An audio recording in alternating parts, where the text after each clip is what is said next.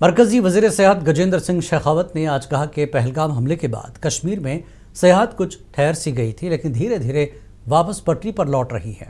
मरकजी वज़ीर ने आज SKICC में एक टूरिज्म कॉन्क्लेव में हिस्सा लिया। इस 2 रोज़ा कॉन्क्लेव का मकसद वादी कश्मीर में सेहत को दोबारा जिंदा करना है।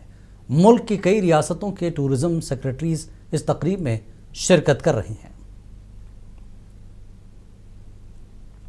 निश्चित रूप से आने वाले समय में पहलगाम की घटना के बाद में एक बार जो टूरिज्म ठहर सा गया था, वापस जिस तरह से पुनर्जीवित हुआ है, वापस लाइफ इमर्ज हुई है, ऐसा दिखाई देता है।